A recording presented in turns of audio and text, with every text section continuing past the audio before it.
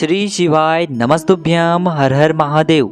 देखिए दोस्तों, हम सभी को पता है कि कल दिनांक 2 अगस्त बुधवार के दिन श्रावण मास के कृष्ण पक्ष की प्रतिपदा तिथि का दिन है और सावन के इस पवित्र बुधवार पर आपको मात्र 7 दुर्वा और 5 बेलपत्र से लकुलेश महादेव वाला बहुत ही चमत्कारी उपाय करना है, जो आपके जीवन की सारी समस्याओं को दूर करने के लिए, जो आपके जीवन की धन संबंधित सारी समस्याओं को दूर करने के लिए, जो आपके जीवन में चल रही व्यापार की समस्या को या फिर नौकरी की समस्या को, या फिर आपके बच्चे पढ़ाई लिखाई नहीं करते हैं, उनका पढ़ने लिखने में मन नहीं लगता है, यानी कि उनका किसी भी कार्य को करने में मन नहीं लगता है, तो पूज्य गुरुजी ने कहा है कि सावन का जो अधिक मास है लगभग 19 वर्षों के बाद आया है, तो आपको यह दिव्य उपाय करने से चूकना नहीं है। देखिए दोस्तों, पूज्य गुरुजी की कथा को सुनकर के और समझ करके ही आपको समझाने का पूरा प्रयास करूंगा। लेकिन दोस्तों, वीडियो में आगे बढ़ने से पहले वीडियो को लाइक करें और यदि आप भगवान शिव के सच्चे भक्त हैं तो हमारे चैनल को सब्सक्राइब जरूर करें। देखिए, उपाय को करने से पहले आपको एक प्रश्न का जवाब देना है। समुद्र मंथन के समय महादेव ने किस चीज का पान किया था? आपको सामने 2 ऑप्शन दिखाए जा रहे हैं। पहला है विष का या दूसरा है अमृत का। दोनों में से आपको जो भी सही लगता है उसका जवाब आपको कमेंट बॉक्स में लिखना है।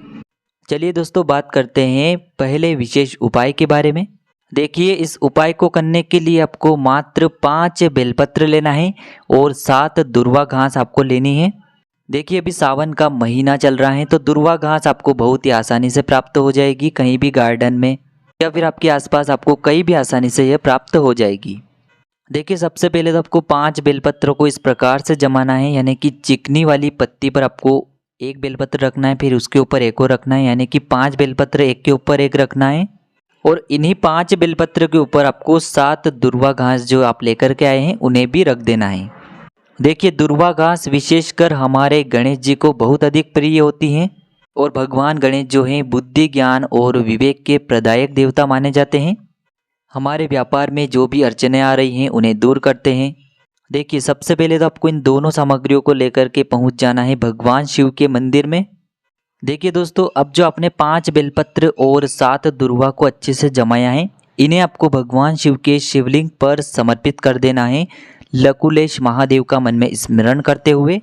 देखिए, सामने आपको स्क्रीन पर दिखाया जा रहा है, लकुलेश महादेव का आपको नाम लेते हुए यह 5 बेलपत्र और 7 दुर्वा जो हैं भगवान शिव के शिवलिंग पर आपको समर्पित कर देनी है। देखिए, जैसे ये दुर्वा घास और बेलपत्र आप शिवलिंग पर समर्पित करते हैं तो आपको प्रार्थना करनी है कि मेरा जो व्यापार है वह अच्छे से चलने लगे, जो मेरे जीवन में धन से जुड़ी समस्याएं चल रही हैं उन सभी को आप दूर करें, मेरे बच्चे को बुद्धि, ज्ञान और विवेक की प्राप्ति हो, उसका पढ़ाई में मन लगने लगे, साथ ही साथ हमारे जो भी कार्य अटक रहे हैं, परिपूर्ण नहीं हो पा रहे हैं, तो वह सभी परिपूर्ण होने लगे। और इस प्रकार से प्रार्थना करते हुए यह जो 7 दुर्वा घास है और 5 बेलपत्र हैं आपको शिवलिंग पर अर्पित कर देनी है। देखिए, यह जो उपाय है विशेषकर आपको प्रदोष काल के समय ही करना है। देखिए दोस्तों, अब हम बात कर लेते हैं पूज्य गुरुजी द्वारा बताए गए दूसरे विशेष उपाय के बारे में। देखिए, यह जो उपाय हैं आपके जीवन से जितने भी संकट और कष्ट हैं उन्हें दूर करने का कार्य करता है, या फिर आपका ऐसा कोई कार्य है जो बहुत ही लंबे समय से अटक रहा है, परिपूर्ण नहीं हो पा रहा है, तो उसमें भी आपको सफलता प्राप्त होती है। साथ ही साथ यह जो उपाय हैं आपके जीवन से जितने भी ग्रह क्लेश हैं उन्हें भी दूर करने का कार्य करता है।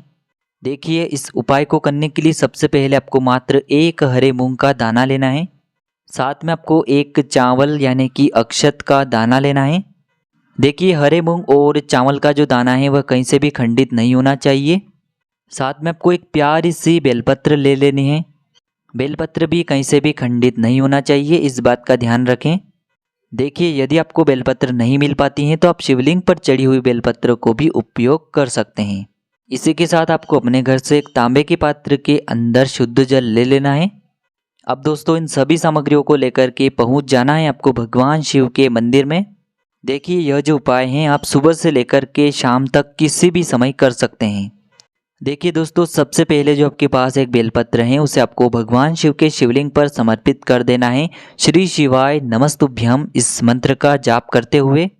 बेलपत्र की चिकनी साइड शिवलिंग से स्पर्श होना चाहिए और इसकी डंडी आपको जलाधारी की ओर रखना है। इस प्रकार से आपको यह बेलपत्र समर्पित कर देना है। अब दोस्तों आपके पास जो एक जल का पात्र है उसे आपको शिवलिंग पर विशेष प्रकार से समर्पित करना है। यानी कि थोड़ा सा जल आपको शिवलिंग पर सीधी तरफ जहाँ गणेश जी का स्थान होता है वहाँ पर समर्पित करना है। फिर थोड़ा सा जल भगवान कार्तिकेय जी वाले स्थान पर समर्पित करना है। फिर थोड़ा सा जल माता अशोक सुंदरी वाले स्थान पर समर्पित करना है। फिर थोड़ा सा जल माँ पार्वती के हस्तकमल यानी कि कटी वाले भाग पर समर्पित कर देना है। देखिए यह जल आपको सामने पूरा शिव परिवार दिखाया जा रहा है, तो इसी प्रकार से आपको समर्पित करना है। अब देखिए दोस्तों अंत में आपको उस पात्र के अंदर थोड़ा सा जल और बचा लेना है। अब दोस्तों आपके पास जो एक हरा मूंग और एक चावल का दाना है, इन्हें भी आपको उस जल के पात्र के अंदर डाल देना है।